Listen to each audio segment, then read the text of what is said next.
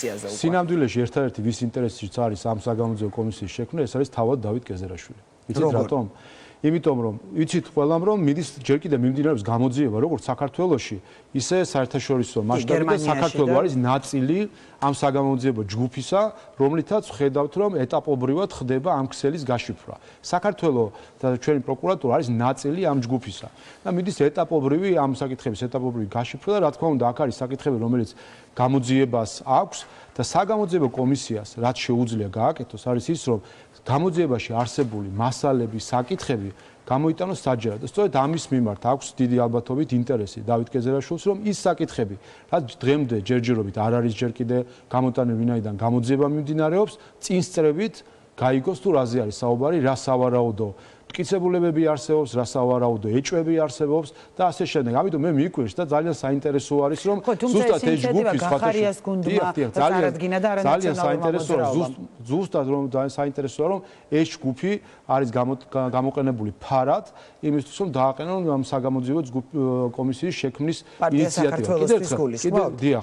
კიდევ ერთხელ თუ კი შევხედავთ ხომ ლოგიკურად რომ შევხედოთ ანუ მიდის საერთაშორისო გამოძიება საქართველოს თანამშრომლობას ყველა აფასებს აღიარებს და გახსოვთ თქვენ რომ წინა პერიოდში სპეციალური ბრიფინგი ჩატარა სადაც გერმანელი პროკურორები ჩამოსული იყვნენ და იყო ერთობლივი ბრიფინგი როდესაც პირველად მოხდა ამ ქსელის ერთობლივი სპეცოპერაცია იყო ღონისძიება ჩაჭაოძეზე ანუ საქართველო არის ერთ-ერთი აქტიური მონაწილე ამ საქმის გამოძიების ხედავთ რომ ეს გამოძიება ძალიან ბევრ ადამიანს მიწვდა ასე ვთქვათ და ძალიან სკრუპულოზურად მუშაობს. რა თქმა უნდა, აქ სახელმწიფოს ინტერესი არის რომ ეს საკითხი იქნას ბოლომდე გამოძიებული პროფესიონალურად.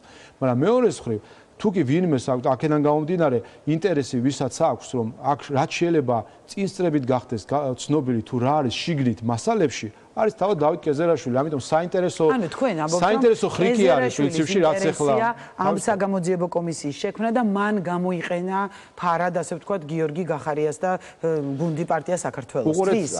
ყველანაირად შევხედოთ ეს სახელმწიფოს ინტერესი თუნდაც პოლიტიკური ინტერესი უმრავლესობის ახლა რა შეიძლება იყოს რაც უფრო მეტი რაღაც გამომზეურდება, რა თქმა უნდა, უფრო მეტად და მეტად დავინახავთ ის, რაც უკვე გავიგეთ ახლა უკვე მედიის მხრიდან, დავით გეზერაშვილის და სხვა ესეთი ნაციონალურ მოძრაობასთან დაკავშირებული პირების მონაწილეობა ამ ქსელში.